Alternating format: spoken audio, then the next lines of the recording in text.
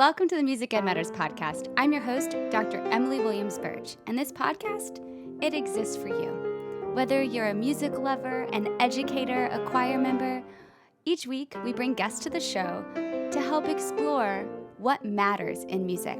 I'm so glad that you're here. Welcome to the show. Hello, welcome to the show. Today, as part of our mini-series on travel, we're talking to three of my dear friends, the people behind Perform International. In this episode, we'll talk about why they started PI, their mission, their vision, how that happens when choirs and orchestras and bands travel.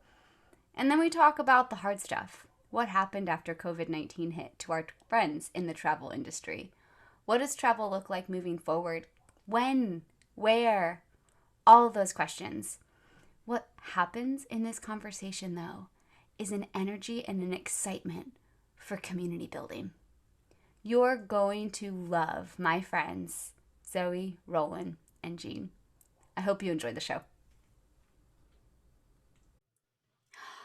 We are welcoming to the show today, not one, not two, but three fabulous guests from Perform International. We have Roland Zuehlke, Zoe Franciscus, and Dr. Peterson. Hey, guys. Hello. Hey, Emmy. Hey, so glad to be here. Thanks for doing this. We're excited Really to fun. be on. For sure. So I met y'all conference. I met Jean in an airport. I think we just started talking. And then he introduced me to all of y'all. But let's tell the listeners, who are each of you? Let's start with Roland. Who's Roland? Who is Roland? So Roland, I grew up in Switzerland. Was born and grew up in Switzerland in the very northern parts. And when I turned 21, I moved to the United States, moved to New York for a job and also to go to school there. Lived in New York City and Queens for roughly a little bit over 5 years. From there, I moved to Germany. I lived in Düsseldorf, very western part of Germany, near the Dutch border, for about 1.5 years, working for the same company.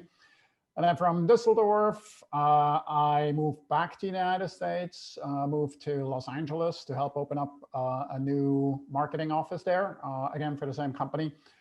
Lived in a beautiful place in Marina del Rey, overlooking the ocean and all the big expensive yachts there for 5-6 years. And from there, I moved to Atlanta for a new company, for a new job, whose headquarters was in Atlanta. And that's also where I met Zoe, because Zoe, right around the same time, moved to Atlanta, and coincidentally, we started working for the same company. And I've been in Atlanta ever since. And then in 2013, we started Perform International with Zoe, Jean, and 2 other partners, Paul Lam and Henry Yu. And eventually I met my wife here in Atlanta. And so I guess after traveling the globe pretty much, I'm kind of settled in here in Atlanta. Yeah, you're like comparing it to the beautifulness of the West Coast, and you're like, and now I'm in Atlanta, which is also beautiful in its own regards. Yes, absolutely. And, I spent more time now here in Atlanta than in New York or in Los Angeles, and certainly we have a big circle of friends here in Atlanta. So Atlanta definitely is home for sure. Yay. Oh, thank you so much for sharing. Zoe, what about you? So I'm from the south of Ireland, and I actually moved here to Atlanta in 1999 by way of Japan, of all strange routes. So I lived in Japan after college for a couple of years and met my American husband there. And he's from Minnesota, and he asked me if I would like to move to the US. And of course I was thrilled at the thought of moving here, but not to Minnesota. So we kind of made an agreement to write into our marriage contract that there would be no living in Minnesota, that we would pick somewhere else that's moderately warm. And so we landed in Atlanta, and we thought this will be where we start our life, and we'll be here for 2-3 years, and then we'll move on to the next place. So right after I moved here, I actually started working in a big travel company, which is where I met Roland for the first time. And time just went on, and we kept thinking we were going to move on somewhere else, but we got quite settled here. And we have two girls who are now in school. So 20 years later, here we are, still living in Atlanta, and very much loving it. I've almost lived here longer than I lived in Ireland at this point, and it's really where we call home now. So that's who I am. I love it that you both ended up in Atlanta after all the different places you could possibly be. I'm really thankful you're in Georgia because you're not too far away.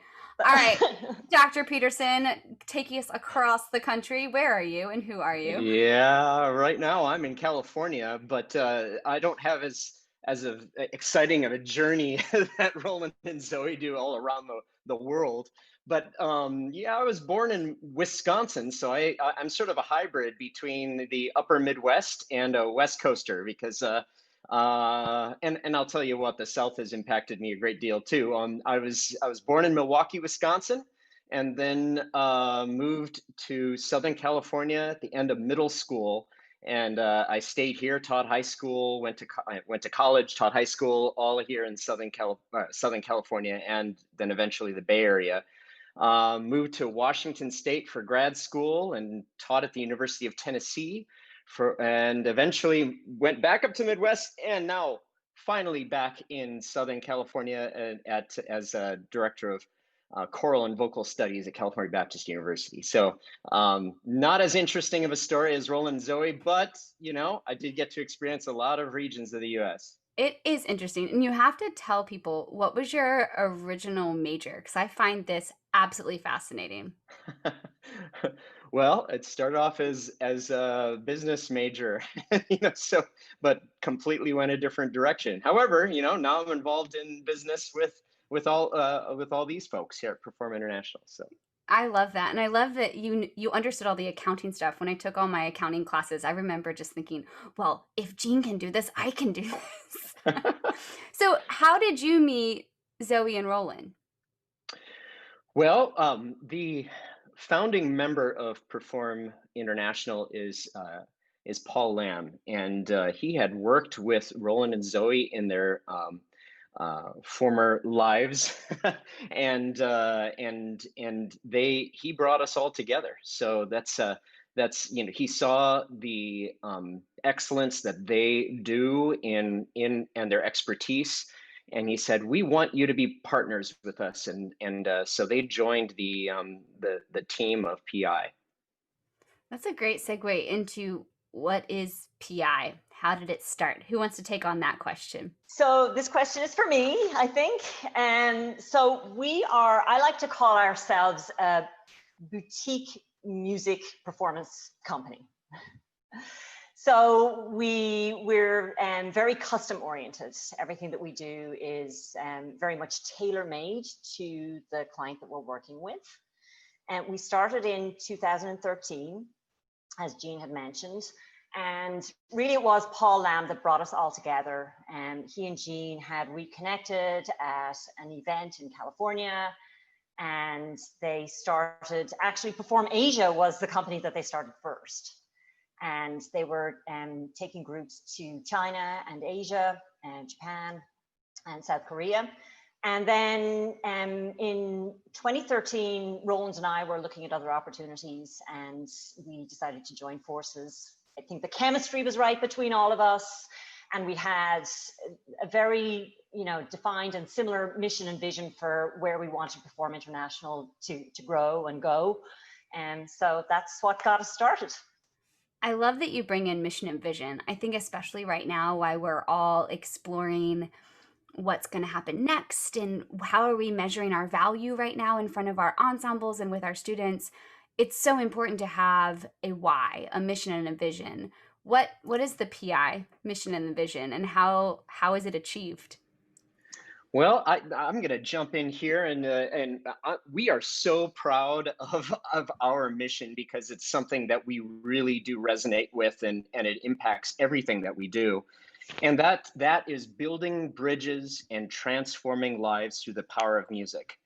It's such a joy to be able to first I think how do we make that happen? One, we talked with both. If it's a festival event, we talk with artistic directors. We find people that are excited about a vision and embrace that mission, and say, okay, what is it that we can do to make something really, really special out of a festival experience? Or if it's an individual ensemble, what is it that is the big picture? What are the big picture goals for that? And so that's the first part. The second part is actually taking those big picture goals and then starting to put legs to it. Working with our boots on the ground. Roland and Zoe are experts at this, at being able to sort of be able to parse through everything and try to find the right fit for a specific ensemble and its director. And then the third element is just executing from the operations perspective of making everything go smoothly. Take the weight off of the shoulders of the ensemble director or the administration of the chorus organization, and just try to make it as smooth as possible to so that music can be made in travel. So building bridges, transforming lives through the power of music is what we're about. I love it. The best part has been seeing that in action and actually seeing that excellence and those bridges built, and not just with one choir, but choirs that continue to come back and travel, and how it's impacted the director, the school, the ensemble, and then each individual. It's an absolute honor to watch it happen. So what happened? Let's just go ahead and hit the elephant in the room. What happened when COVID hit? So when COVID hit, well, let's start out this way. Most of our groups, most of PI's groups are university, high schools, and community ensembles. And generally they travel in about the first half of the year, from January until the middle of July for the most part. So we actually had a couple of groups that did travel in January and February. We had groups going to South Korea, Ireland, and a bunch of other places, as far as I recall. In fact, I was with one group in Ireland, and everything went smoothly. That was in February. I came back from Ireland a day later. I went to the ACDA Eastern Region Conference in Rochester. There was already some concern about the outbreak. And then right after that, I went to the Southern Region Convention. And that was then the famous or infamous presidential declaration on March the 13th.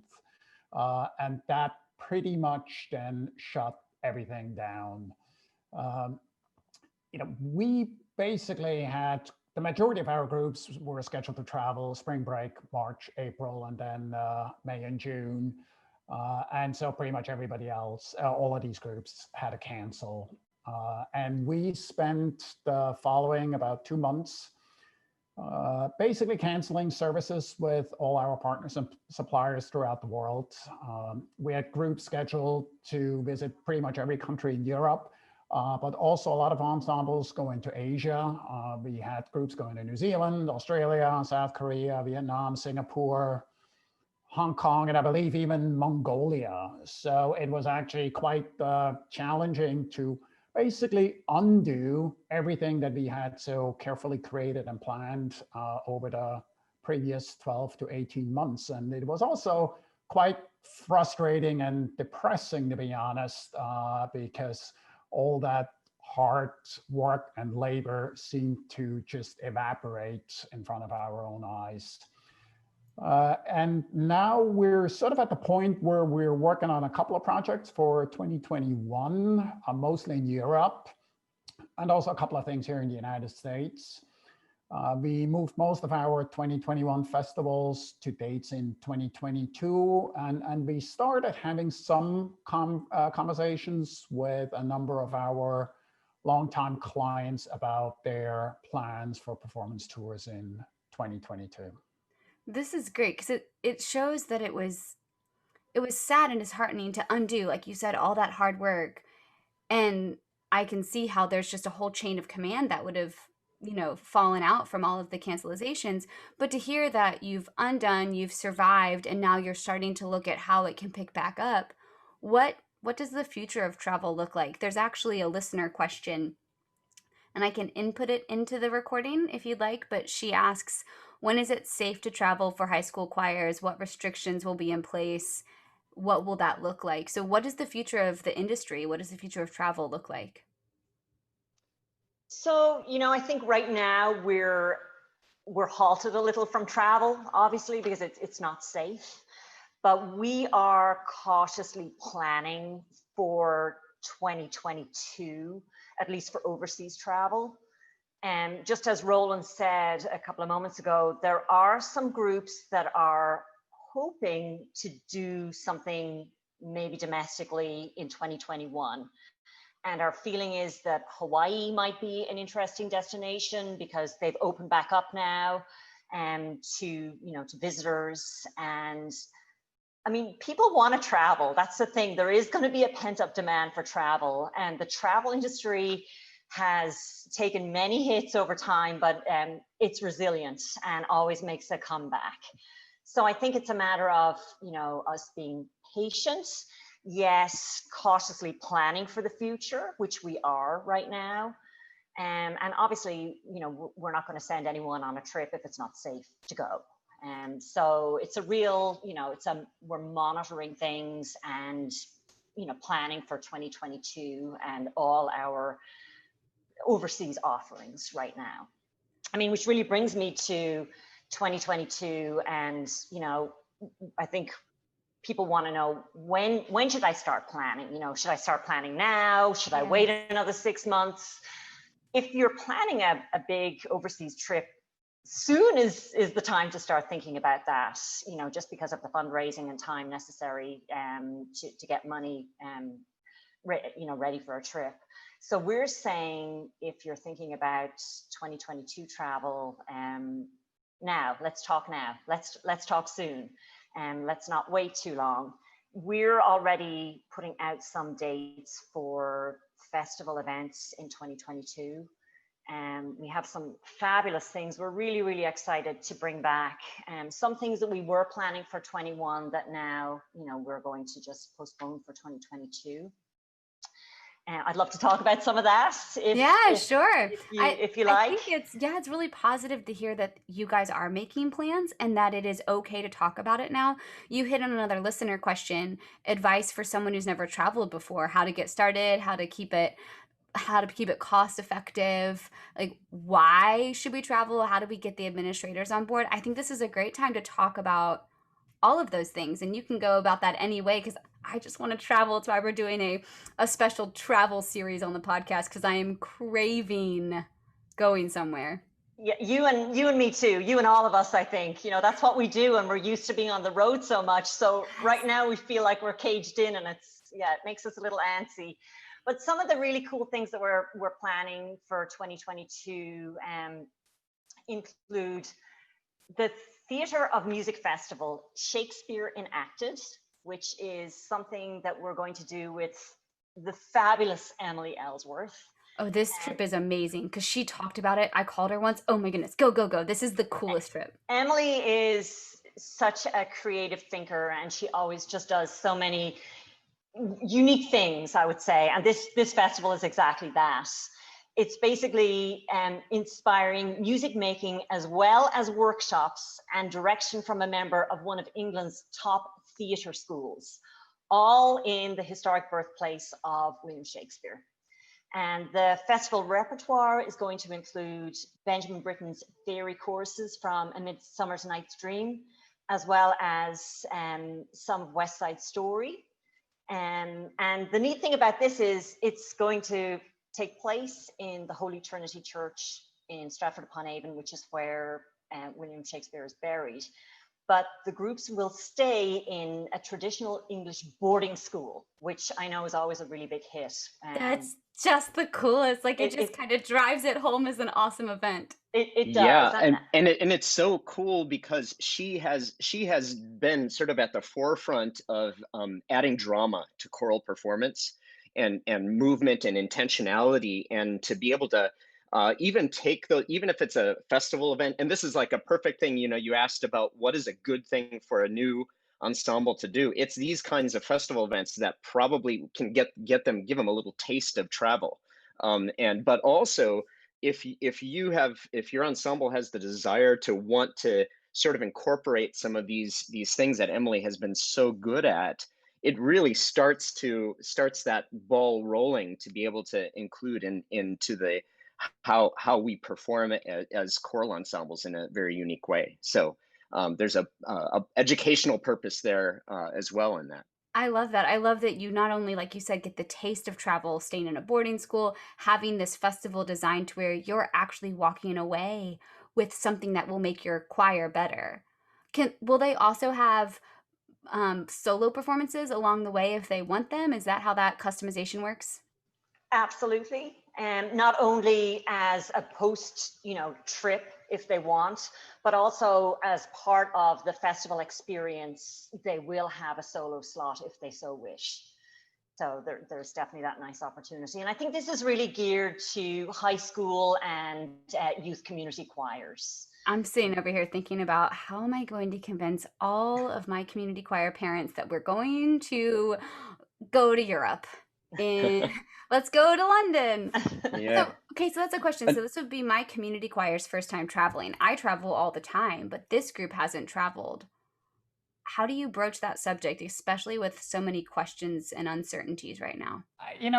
To be quite honest, the world has gone through a number of pandemics and through a number of setbacks over the past 100 years, but even more recently, over the past 10, 20 years, we had issues. And every time, people came out at the other end of the tunnel stronger. I just don't think it is realistic now for everybody just to hunker down and not make any plans and basically thinking that, well, the world is going to end, and it's going to stay the way it is right now. That's just not the case. At this stage, we just don't know when people can travel. Personally, I think once a vaccine is available and is widely available to everybody, not just here in the United States, but on a worldwide basis, I think that will make a huge difference. But just as an example, the Normandy Choral Festival that we have scheduled for the beginning of July 2021 is in fact still operating. So we have a couple of groups that want to do that event. And in fact, we have a university project choir that is participating, and the university president is planning to bring a couple of the top donors on that trip as well. And the university president was so adamant that this trip cannot be canceled until the very last minute if it needs to be canceled, because he's absolutely determined to bring these donors to Europe, because travel, not just in the context of music performance, but also in the context of fundraising, of development, for a lot of community ensembles and also university choral programs is crucially important. And so I think planning for 2022 is playing it safe. If you can travel already, say Christmas, New Year 2021, I personally believe that is probably a fairly reasonable horizon.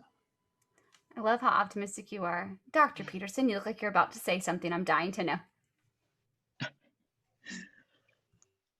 Well, I don't know if it directly relates with how we ended right there, but I think that one of the key things that you asked the question also about getting administrators, boards, supporters, all that that kind of part of the equation answered. And really, the reality is for I'll just share my own experience.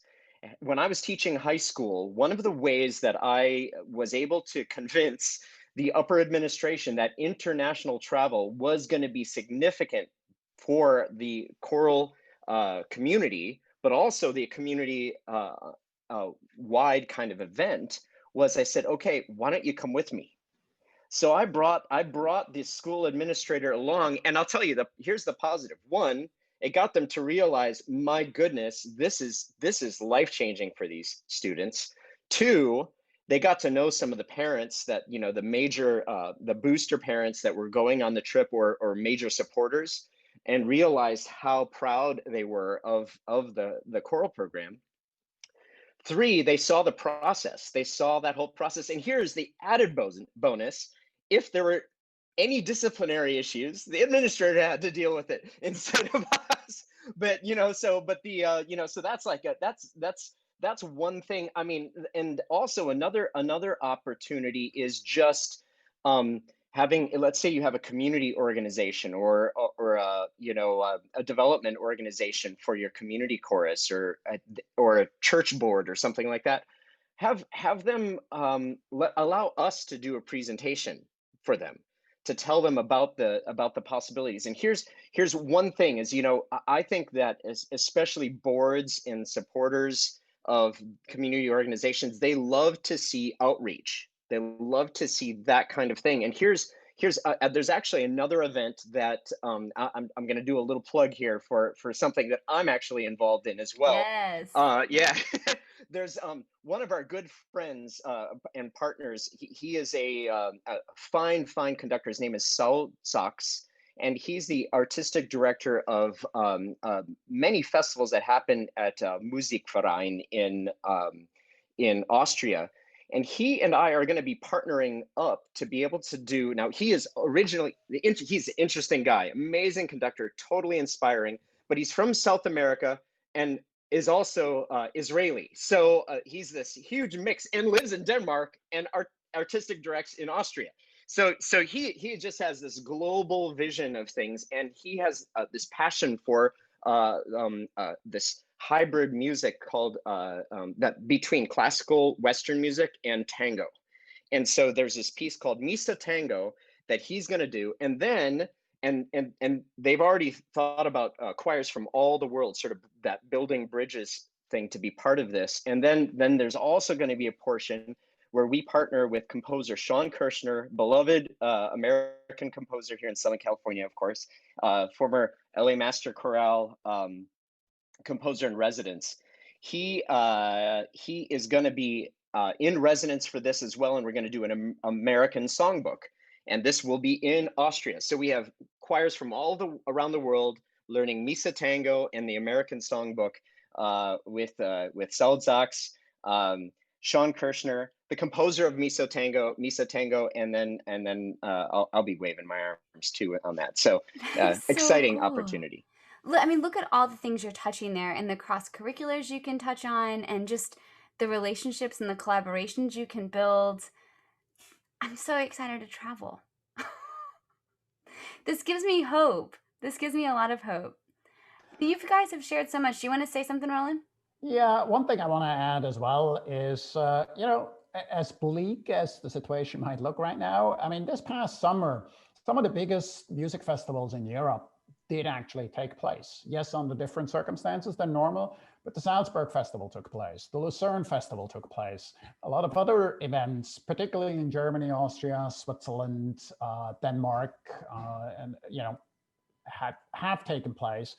So it's not like, you know, we cannot perform at all. There's a recent study that just came out a few days ago about some tests for large-scale music festivals that was done by a couple of physicists in Germany, with a test performance they did in Leipzig, and it seems as if there are some pretty interesting results that even during difficult times like these, performances can be organized safely for the audience and safely for the ensembles. So, you know, we kind of look at things sort of in a black and white scenario these days a little bit, you know, but I think there's just a lot of positive news out there.